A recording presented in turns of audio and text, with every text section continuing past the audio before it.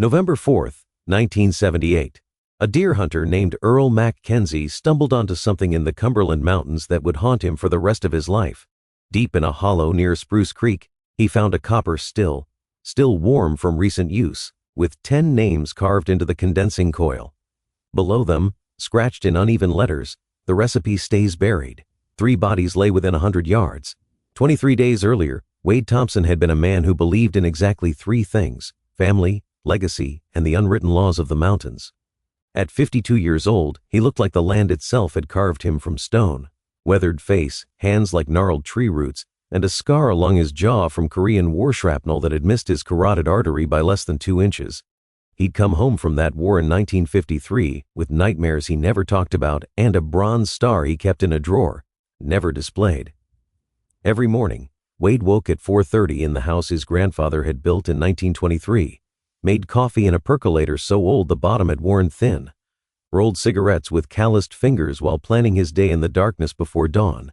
By 5:30, he'd be walking trails only his family knew, checking the still hidden 2 miles back in territory so remote that federal agents had given up trying to find it decades ago.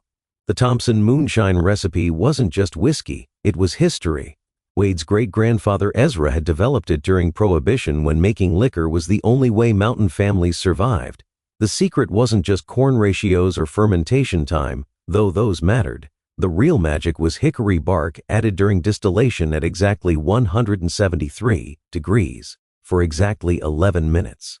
It created a flavor impossible to replicate, a subtle smoke and sweetness that made Thompson shine worth 3 times what anyone else could charge. That recipe had passed from father to eldest son for 55 years. Ezra to Wade's grandfather, grandfather to Wade's father, father to Wade, and someday Wade intended to pass it to his oldest son Connor, 28, back from Vietnam with his own scars and nightmares. Then to Jesse, 26, quieter but just as capable. Then to Travis, 23, still figuring out who he was beyond being a Thompson. The recipe was the only inheritance Wade had. In a world where men like him owned nothing of value, it was everything.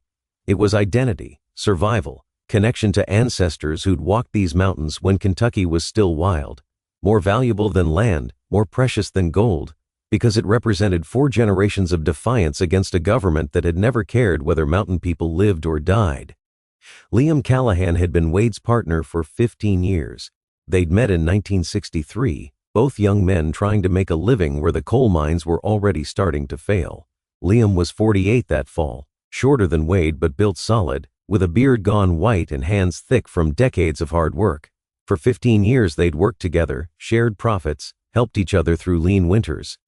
Liam had 3 sons, Michael, 26, Patrick, 24, Sean, 22, newly married. Wade had watched those boys grow up, hired them for odd jobs, considered them almost family. But times were desperate in 1978. The economy had gutted eastern Kentucky.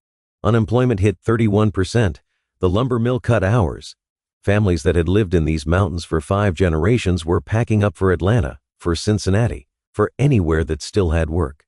Liam Callahan looked at his empty bank account, at his sons who needed jobs, at Wade Thompson's recipe, and made a choice. A simple choice that would cost 10 people their lives.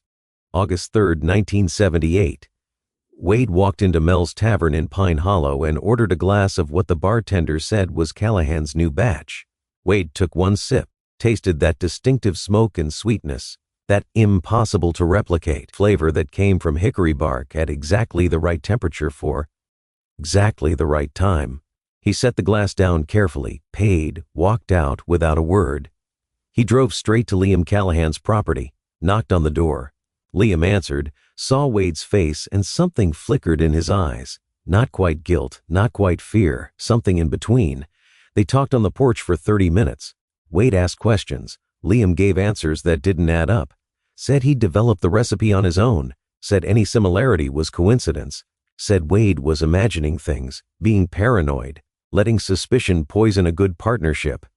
"You were at my place in June," Wade said finally. His voice was quiet, deadly calm. "I remember because Martha made us lunch.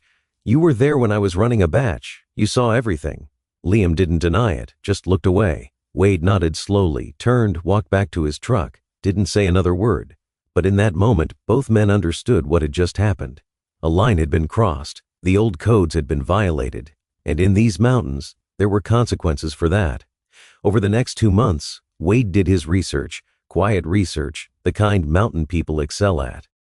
He learned that Liam had already sold the recipe to buyers in 3 counties, had trained his 3 sons in the process, had shown the method to his daughter's husband, Danny Mercer, who'd started his own operation, had confided the secret to old Curtis Brennan, who'd helped Liam expand, had taught it to his cousins Jake and Tommy, who were running their own still up near the old Henderson place.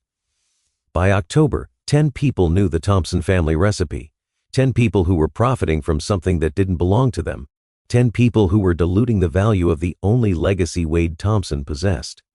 On October 16th, a Monday evening when frost formed on the windows, Wade called his 3 sons into the kitchen. They sat around the same table where the family had shared thousands of meals, where Wade's father had taught him the recipe 30 years before. "They took what's ours," Wade said. His voice was gentle, almost sad. "All 10 of them. They know our secret now. They're using it."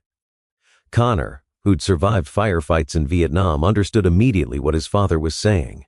Jesse, who'd always been the thoughtful one, looked at his father and saw something he'd never seen before, a coldness that went deeper than anger. Travis, the youngest, looked from his father to his brothers and felt the weight of what was about to happen. "There's no court that can fix this," Wade continued. "No law that can give us back what was stolen. The recipe's already out there. The only way to protect what's ours is to make sure nobody remembers it but us." The words hung in the air like smoke from Wade's cigarette. Martha stood in the doorway, arms crossed, face unreadable. She didn't speak, didn't need to. Everyone in that kitchen understood exactly what Wade was proposing. "All of them?" Connor asked. Wade nodded. "All of them. Every person who knows." They sat in silence as night fell, as the temperature dropped, as the old house creaked and settled around them. 4 men making a decision that would end 10 lives and destroy their own, crossing a line that existed not in law books but in something older, the code that mountain people had lived by for generations, the code that said a man protects what's his no matter the cost. What Wade Thompson didn't know, what none of them could have known as they sat in that kitchen making plans, was that protecting their legacy would mean losing it entirely. That the recipe they would kill for would die with them, too blood-soaked to ever use again, too heavy with death to ever pass on. The elimination started on October 17th at 11:47 p.m. Temperature had dropped to 38 degrees. The moon was a thin crescent, providing almost no light. Wade sat in his Ford F-150, parked on a logging road 200 yards from Liam Callahan's property, hidden by white pines. Through the trees, he could see a single light burning in Liam's workshop where he was probably running a batch using the stolen recipe. Wade's hands were steady. He'd expected them to shake, expected some physical manifestation of what he was about to do. Instead, he felt calm. Not peaceful, nothing about this was peaceful, but calm in the way a man gets when he's made an irreversible decision and accepted all its consequences. Connor sat beside him, checking his Winchester for the 3rd time. Jesse and Travis were in Jesse's truck 50 yards back, waiting for the signal. 4 men about to become something they could never unbecome. The first target wasn't Liam. Wade had decided that Liam would be last. Let him understand in those final moments exactly what he'd brought on his family. Patrick Callahan died first at 11:55 p.m. in his brother's trailer. 24 years old, watching a Kentucky basketball game with a beer in his hand. Wade knocked. Patrick opened the door with that easy mountain smile. The smile died when he saw the rifle. The shot cut off his words before they could form. He fell backward through the doorway. The basketball game continued playing. Announcer excited about a 3-pointer. Crowd roaring. Wade stood there looking at a kid he'd known since birth, dead because his father was a thief. Danny Mercer died at 1:03 a.m. in his own living room while his pregnant wife slept upstairs. 28 years old, father of 2 with another on the way. Wade had given him work when nobody else would. This was how Danny repaid that kindness. The rifle spoke once. Danny fell. Upstairs, a child began crying from a nightmare. Sarah's voice, soft and soothing, singing a lullaby. Wade stood frozen, listening to a mother comfort her child, knowing in a few hours she'd wake to find her husband dead on the floor. Jake and Tommy Callahan died at 2:47 a.m. in the old Henderson cabin where they'd been staying. Connor and Travis handled that one. Both cousins, both in their early 30s, both helping Liam expand the operation. They died quickly, professionally, without knowing why until Connor told them, "Your cousin stole from the wrong family." Sean Callahan died at 3:20 a.m. behind his own house. 22 years old, newly married, wife 3 months pregnant. Wade had knocked on the door, told Sean to come outside, said he'd kill him on the porch in front of his wife if he didn't. Sean came out begging, crying, saying his wife was pregnant. Wade shot him once. Quick, clean. Left him in the tall grass while Jessica called his name from inside. Curtis Brennan died at 4:15 a.m. in his rocking chair, 67 years old, half-blind, arthritic hands barely able to work anymore. He'd been waiting with a shotgun across his lap, but he set it aside when Wade entered. "Make it quick," Curtis said. "I'd appreciate that courtesy." Wade did. One shot. Curtis slumped forward, finally still. Liam Callahan died last, at 2:15 a.m. in the hallway of his own home. His 3 sons already dead, his cousins already dead, his son-in-law already dead, his old friend already dead. Wade had waited until Liam got up to use the bathroom, then stepped into the hallway. They stood there in the darkness, 2 men who'd known each other 15 years, who'd built a business together, who'd trusted each other with secrets and money in their families' futures. "The boys are gone," Wade said. "All of them." Liam's face crumpled. "Not fear. Grief. My sons. You took what was mine. I took what was yours." "It was just a recipe, Wade, just whiskey. It wasn't worth this." "It wasn't just a recipe," Wade said. His voice was cold as mountain stone. "It was 55 years of my family's legacy, the only thing of value I had to pass to my sons. And you stole it, sold it, taught it to people who had no right to know." Liam closed his eyes. "Was it worth it? You going to prison for life? Your boys growing old in cages? Was protecting whiskey worth all that?" Wade didn't answer, couldn't answer, didn't know if killing 10 people to protect a recipe could ever be justified, even in the harsh logic of mountain justice. The rifle rose. Liam didn't run, didn't beg, just stood there accepting what was coming. Wade pulled the trigger. Liam Callahan fell in the hallway where he'd raised 3 sons, where he'd lived for 20 years, fell and didn't move again. Wade stood over his former partner's body, waiting for emotion.